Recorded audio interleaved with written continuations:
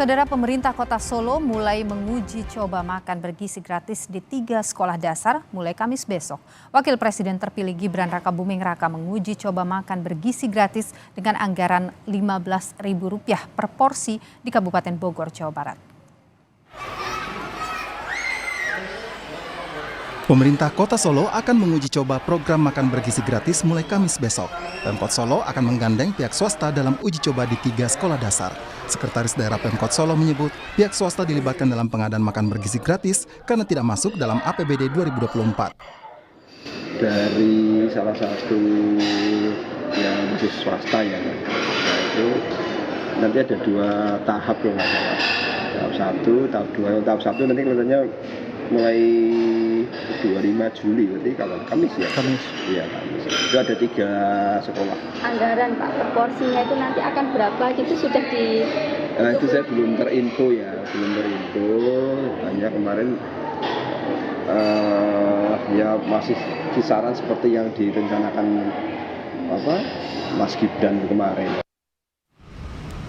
2 di antara 3 sekolah yang disiapkan untuk uji coba makan bergizi gratis di Solo adalah SD Negeri Jagalan dan SD Negeri Tugu. Kedua sekolah ini sebelumnya sudah diberitahu oleh pihak swasta yang akan bertanggung jawab pengadaan makanan bergizi gratis. Tentunya karena kami mempunyai 6 kelas, yang kami siapkan itu ya 6 kelas. Sejumlah kurang lebih 160-an siswa. Kalau pelaksanaannya pas istirahat pertama atau bagaimana? Pelaksanaannya nanti setelah kira-kira jam 9-an. Setelah jam 9 itu baru dilaksanakan. Wakil Presiden terpilih Gibran Rakabuming Raka memastikan harga makan bergizi gratis dipatok di kisaran Rp15.000. Gibran membantah anggaran makan bergizi gratis dipotong jadi Rp7.500 per anak. Gibran mengeklaim uji coba makan bergizi gratis di sejumlah sekolah di Sentul Bogor menunya lengkap. Gibran menyebut menu makanan untuk generasi penerus bangsa tidak boleh pelit. Kosnya itu Rp14.900, sudah termasuk ayam, nasi, sayur, buah-buahan sama susu. Jadi menunya lengkap sekali dan ini juga sekaligus mengklarifikasi statement beberapa orang ya bahwa anggarannya akan dipotong sampai Rp7.500, itu tidak benar. Jadi kalau untuk anak-anak kita, untuk para generasi-generasi penerus, kita tidak boleh pelit-pelit. Jadi hari ini Rp14.900. Di Solo, Jawa Tengah, pemerintah setempat akan menguji coba makan bergizi gratis dengan anggaran Rp7.500 per porsi. Wali Kota Solo Teguh Prakosa menyebut anggaran itu cukup untuk makan bergizi di Kota Solo. Wali Kota Solo mengeklaim dengan anggaran Rp7.500 sudah memenuhi nasi, sayur, dan juga lauk pauk. Wali Kota Solo menyebut beberapa sekolah sudah memiliki tradisi makan siang bersama dengan menu beragam dan harga terjangkau. Kan ada makan ya hari Jumat. Anggap saja itu Jumat berkah. Ya, mestinya dengan kesederhanaan tetapi mutu kualitas makanannya ya tidak kalah. Nah, 7,5 kalau di Solo jalan. 7,5 itu yang di Solo jalan. Betul jalan. Maka ini kesempatan yang baik, kita sudah memulai, tinggal nanti Pak Sekretaris Dinas menjadwalkan beberapa sekolah, nanti kami akan meninjau. Selain persoalan anggaran per porsi, Gibran juga menyebut akan menguji cobakan berbagai skema pengadaan makan bergizi gratis, mulai dari UMKM hingga partisipasi orang tua siswa. Nanti akan kita coba uji coba terus sampai bulan Oktober ya Bu Catherine ya. Jadi nanti menunya tiap hari berbeda dan nanti kita pengen mendapatkan masukan dari anak-anak, dari murid-murid, orang tua murid, guru-guru, komite, siapapun, ahli gizi juga silahkan. Jadi nanti kalau ada yang kurang, ada yang perlu dievaluasi akan segera kita follow up. Dan kita juga nanti sampai bulan Oktober akan mencoba berbagai skema. Ada yang mungkin memanfaatkan UMKM, warung-warung kecil, warteg, ataupun catering-catering kecil. Dan juga mungkin memungkinkan juga mungkin orang tua murid ikut bergotong royong untuk menyajikan makan siang gratis ini. Dalam uji coba di SD Negeri 02 dan SD Negeri 03 Sentul Kabupaten Bogor, Jawa Barat, menu makanan bergizi gratis terdiri dari nasi, sayur labu, ayam goreng, pisang, dan susu. Menu ini diklaim seharga Rp14.900 per porsi. Namun, harga menu yang diuji cobakan di wilayah Bogor tentu akan berbeda dengan daerah lainnya. Harga bisa jadi lebih rendah atau bahkan lebih tinggi. Pemerintah telah menganggarkan makan bergizi gratis dalam APBN 2025 sebesar Rp71 triliun dengan harga Rp15.000 per porsi. Wakil Presiden terpilih Gibran Rakabuming Raka mengeklaim dengan anggaran yang terbatas, makan bergizi gratis akan diprioritaskan bagi daerah tertinggal, terdepan dan terluar atau 3T. Tim Liputan, Kompas TV. Bagaimana uji coba makan bergizi gratis ini, pemanfaatannya akankah kemudian tepat sasaran, dan juga bagaimana pendistribusiannya ke depan yang menurut Wapres terpilih Gibran Rakabuming Raka akan diprioritaskan untuk daerah tertinggal, terdepan dan juga terluar atau 3T.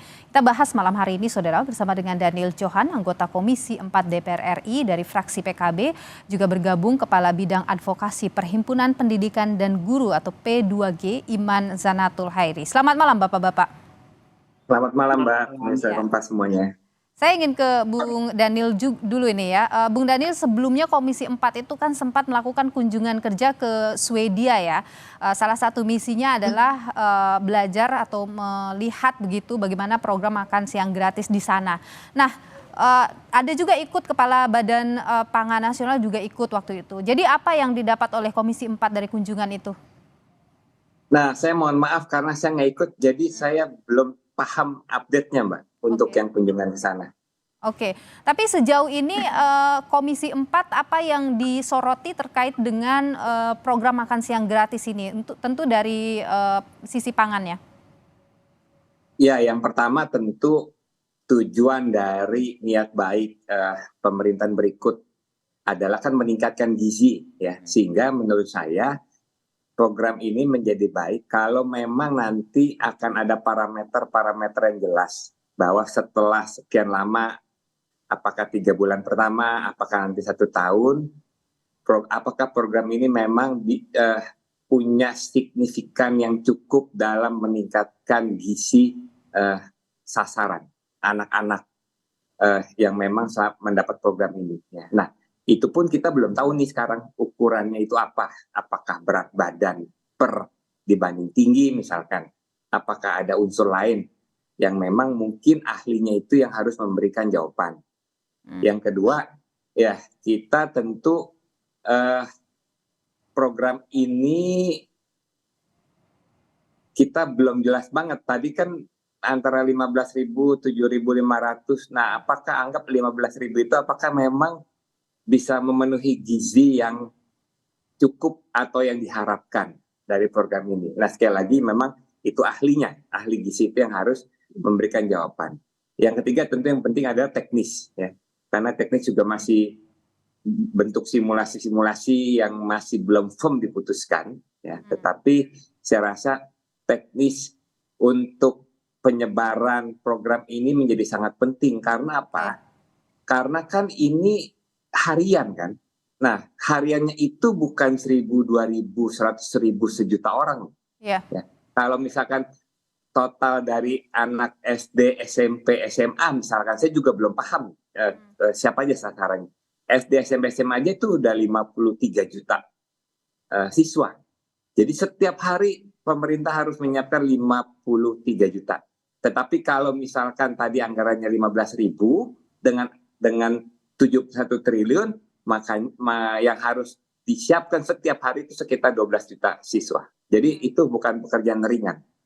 Oke. Tapi Anda melihat itu sesuatu yang possible untuk dilakukan. Meskipun memang pemerintahan ke depan ini kan mengklaim bahwa ini sesuatu yang akan dilakukan secara bertahap. Ya, bertahap itu kan dimulai dari 71 triliun itu kan. Iya. Nah, itu pun mengcover kalau 15.000 kan sekitar 12 juta siswa ya. 12 juta siswa per hari, bukannya per bulan, per hari. Itu juga saya rasa pekerjaan yang tidak ringan, sehingga memang harus disimulasi dengan matang, harus dirumuskan dengan matang, sehingga pada saat berjalan tuh benar-benar efektif. Dan ada ukurannya nanti bahwa program ini memang benar-benar meningkatkan gizi. Sebenarnya pemerintah dari Orde Baru sudah menjalankan cukup baik ya, meskipun nggak seruat sekarang. Dulu kan di posyandu di sekolah-sekolah kan kita ada makan kacang hijau gratis. Nah, juga seberapa efektif itu meningkatkan gizi. Oke, Bung Daniel tadi Anda menyebut soal 12 juta ya yang akan per hari itu. Itu 12 juta di tingkat SD, SMP atau SMA? Nah itu yang kita juga belum Oh, Anda juga belum mendapatkan. pasti. Jadi itu kan baru sekedar anggaran toh. Oh, Gitu. oke. Tapi detailnya itu kita belum paham. Oke, baik. Saya ingin ke Mas Iman dulu nih. Mas Iman, gini, ini kan sebenarnya targetnya adalah untuk pemenuhan gizi siswa gitu ya, yang kemudian ini diharapkan siswa ini kemudian dengan pemenuhan gizi yang baik, dia bisa fokus belajar, ya ujung-ujungnya adalah menciptakan generasi emas. Tapi kalau kita lihat dari simulasi yang sudah dilakukan, Anda dari perwakilan guru merasa ini sesuatu yang Anda melihatnya optimistis tidak sih ini berjalan kemudian dan benar-benar sesuai dengan tujuan tadi targetnya, ini pemenuhan gizi siswa? Kalau kami melihatnya optimis sekaligus pesimis ya, karena tentu saja perdebatan mengenai makan siang gratis ini menurut kami yang masih sepi itu soal kajian risetnya ya. Harusnya kita kencang di kajian risetnya sehingga semuanya ada landasannya baik dari sisi anggaran, teknis maupun dari sisi gizi. Mungkin tadi yang dicontoh soal Finlandia itu kalau kita baca beberapa literatur, praktik di Finlandia itu mengukur bahkan sampai hari di mana anak-anak ini diketahui gizinya menurun. Maka harus ada intervensi di hari-hari tertentu. Jadi kita butuh detail semacam itu. Makanya kalau di Indonesia kita malah berdebat soal 15.000 apa 7.500 gitu. Menurut saya itu tidak lengkap. Dan yang kedua, sebagai warga sekolah gitu saya ingatkan kembali bahwa jangan sampai makan siang gratis itu merepotkan guru. Kami berharap tidak direpotkan terlalu berat dengan makan siang ini karena kegiatan sekolah kan cukup banyak. Merepotkan bagaimana, Bung Iman, yang Anda khawatirkan? Apa yang Anda khawatirkan? Iya, kalau guru dilibatkan secara teknis, mereka ini kan punya jam pelajaran ya, harus mempersiapkan dan lain sebagainya. Kalau itu dilakukan oleh guru di sekolah. Soal distribusi begitu? Iya betul, distribusi yang di sekolah juga ya termasuk, ataupun distribusi dari luar ke dalam, saya kira itu akan sangat mengganggu pembelajaran, itu potensial besar lagi. Oh oke. Jadi lanjut. Selain itu juga kabar bahwa ini akan menggunakan dana BOS, ini juga kami khawatir. Semoga saja 71 triliun itu tidak menggunakan skema dana BOS, karena kita tahu baru-baru ini bahwa guru-guru honorer yang digaji dengan dana BOS ini malah uangnya malah disunat gitu sebelum ada makan siang. Jadi sangat ironis kalau makannya guru itu disunat demi makan siang gratis yang belum tentu bergizi gitu. Jadi yang kami harapkan bahwa itu harus diuji coba. Kami mendengar tadi di tayangan bahwa ini akan diutamakan daerah 3T misalkan. Bahwa ya jadi benar mungkin hitungannya adalah hitungan siswa yang dipakai ya. Mas Iman, maaf saya potong Anda. Anda kekhawatiran bahwa ini dana BOS, apakah memang dari para guru-guru mendengar bahwa kemungkinan akan menggunakan dana seperti itu?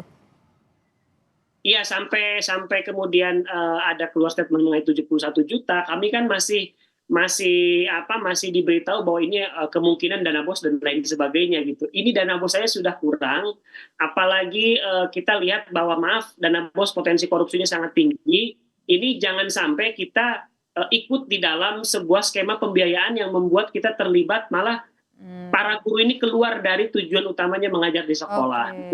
Oke.